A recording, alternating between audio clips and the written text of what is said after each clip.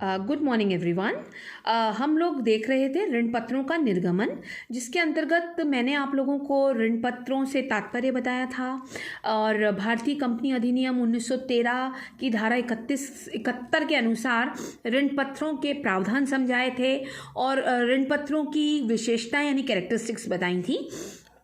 आज हम अपने न्यूमेरिकल यानी प्रैक्टिकल पोर्शन पे आते हैं और हम सीखेंगे कि कंपनी द्वारा ऋण पत्रों का निर्गमन किस प्रकार किया जाता है, अर्थात what are the procedure of issue of debentures.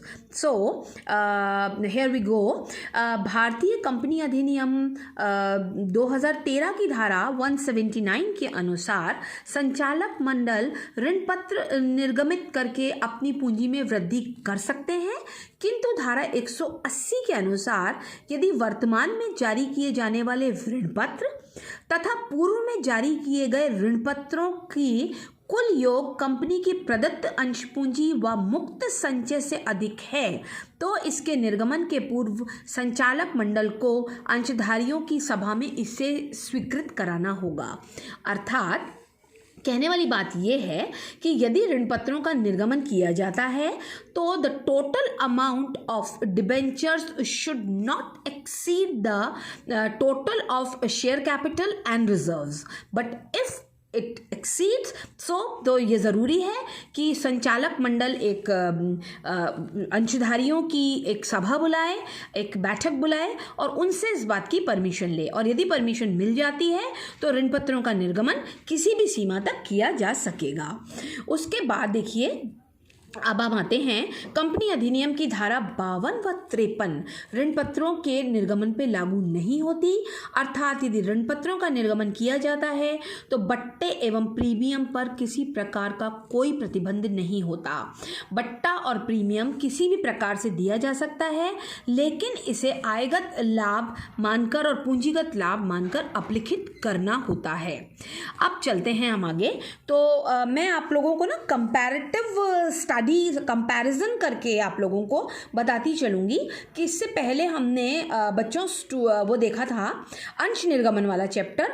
तो देखिए उसमें अपन ने क्या एंट्रीज की थी, ये देखो, share capital account, share application account, share first call, share second call, share capital and discount on issue of shares, यही किया था ना। अब इसी की जगह जब हम ऋण पत्रों पे आएंगे तो हमारी टर्मिनोलॉजीज कैसे बदलेंगी। वहां था शेयर कैपिटल, यहाँ है डिबेंचर एप्लीकेशन। वहां था शेयर अलॉटमेंट, यहाँ है डिबेंचर अलॉटमेंट। वहां था शेयर फर्स्ट कॉल, यहाँ पर क्या है, debenture first call and debenture second call. वहां था discount on issue of shares, यहाँ है discount on issue of debentures. So इस प्रकार से हमारी टर्मिनोलॉजी चेंज हो जाएगी।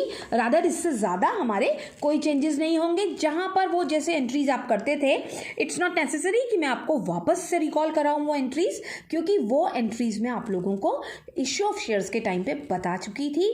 सो directly will come to exercise. हम एक एग्जाम्पल करेंगे। देखिए ये है आप लोगों के सामने एग्जाम्पल, दैट इज सोना लिमिटेड की पुस्तकों में निम्नलिखित दशाओं में जनरल प्रविष्टियां दीजिए।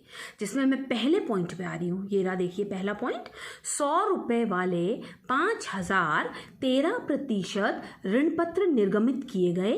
आवेदन पर संपूर्ण धनराशि देय है। निर्गमन से पूर्ण रूप से अभिधान किया गया और पूर्ण राशि प्राप्त हो गई। So now I will tell you one thing कि यहाँ 100 रुपये वाले ऋण पत्र, ये तो पहले भी अपन ने देखे थे, 100 रुपये वाले अंश पत्र, so were in the same thing. But the another thing is 5000 13% ऋण पत्र।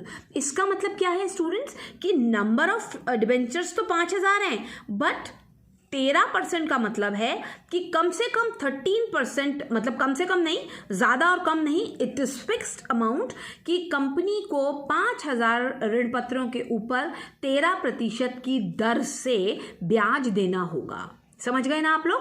अब अपन करते हैं इसका सॉल्यूशन, देखते हैं। तो देखिए अपन आते हैं, सबसे पहले जब भी कंपनी आवेदन आमंत्रित करती है, तो आपको मालूम है बैंक को डेबिट करने वाली एंट्री पहले होती है। ड्यू की एंट्री तो हो ही नहीं सकती क्योंकि 5,000 ऋण पत्र अपन ने मार्केट में निकाले हैं। So now first will see कि 5,000 के ऊपर एप्लीकेशन आती है या लेस देन 5,000 के ऊपर आती है एप्लीकेशंस, या फिर मोर देन 5,000 के ऊपर भी आ सकती हैं, जिसे हम अति अभिधान कहते हैं। सो पहली एंट्री फोर्स अपन करेंगे बैंक को डेबिट करते हुए, यानी कि डेट ऑफ रिसीट पे हमारी एंट्री होगी bank account debit to share application और अलॉटमेंट, जैसे वहाँ हुआ था करती थी शेयर वाले चैप्टर में। यहाँ पे डिबेंचर लग जाएगा, यानी एंट्री हो जाएगी bank account debit to debenture application and allotment account. And of course you can see कि 5,000 डिबेंचर्स हैं, 100 रुपये का एक है। It means the amount will be how much, 5,000 multiplied by 100, that is 5 lakhs. This is 5 lakhs. Okay. Now the narration will be application money received, because on the date of receipt the company received the 5 lakhs. Fine. Now company को पता लग गया है कि they received 5 lakhs rupees and पूरे के पूरे 5,000 shares market में मांग लिए गए हैं, लोगों ने उन्हें ले लिया है। इसका मतलब now company will allot these debentures to the applicants and the entry will be, देखिए, debenture application and allotment account debit to 13% debenture account and the amount will be again 5 lakhs and 5 lakhs. And see the general entry के बाद वो narration will be application money transferred to allotment account. Got it? So it was the first solution. Now we'll come to the second solution, that is 100 रुपये वाले 5,000 13% ऋण पत्र, again the same thing. 10 रुपये प्रति ऋण पत्र प्रीमियम पर निर्गमित किए गए। वहाँ 100 रुपये वाले ऋण पत्र पहले वाले में पूरे एक साथ 100 रुपये मांग लिए थे, बट हेयर वी सी, देखिए, 25 रुपये आवेदन पर, 25 रुपये आवंटन पर जिसमें प्रीमियम शामिल है, और शेष राशि कब मांगी गई है, प्रथम मांग पर। तो ऐसी कंडीशन में, और आगे है कि 100 ऋण पत्र के एक धारक ने आवंटन और मांग राशि दोनों ही नहीं दी। So it's a good question जिसके अंदर आप सारी एंट्रीज को साइमल्टेनियसली समझ लेंगे। So now will come first of all date of receipt, again because हमने 5,000 शेयर्स मार्केट में डाले हैं, 5,000 ऋण पत्र मार्केट में डाले हैं। सो डिपेंड्स कि लोग कितने सब्सक्राइब करते हैं, और इस क्वेश्चन में भी लोगों ने सारे सब्सक्राइब कर दिए। So the entry will be again bank account debit to debenture application and the narration will be again application money received, but the amount will be 25 rupees per debenture, that is 5,000 multiplied by 25 rupees, and the amount will be, here you see, 1,25,000. ठीक है ना। Now date of allotment पे company क्या करेगी कि इसे transfer कर देगी। जैसे हम शेयर एप्लीकेशन के पैसे को शेयर कैपिटल में ट्रांसफ़र करते थे, वैसे ही सेम एंट्री होगी। And the entry will be debenture application account debit to 13% debenture account, and the narration will be application money transfer to allotment, and the amount will be again 1,25,000. Now we'll come to the date of allotment. Here you see कि allotment हम पहले due कर देंगे, क्योंकि हमें पता है कि 5,000 सारे के सारे ऋण पत्र मार्केट में आ चुके हैं। तो ये सारे के सारे 5,000 लोग, यानी 5,000 ऋण पत्रधारी हमें अलॉटमेंट का मनी देंगे ही देंगे। तो हम उन्हें एक लेटर देंगे जिसमें हम उन्हें बताएंगे कि आपका अलॉटमेंट ड्यू हो गया है, एंड अलॉटमेंट जो हमारा ड्यू हुआ है that will be along share premium account. So the entry will be, देखिए, debenture allotment account debit to 13% debenture account and to security premium account. दिख रहा है आप लोगों को? And the amount will be 35 rupees. The 25 rupees will go to the debenture and 10 rupees will go to the premium account, and narration will be allotment money due on 5,000 debentures eight the rate of 35 rupees including premium.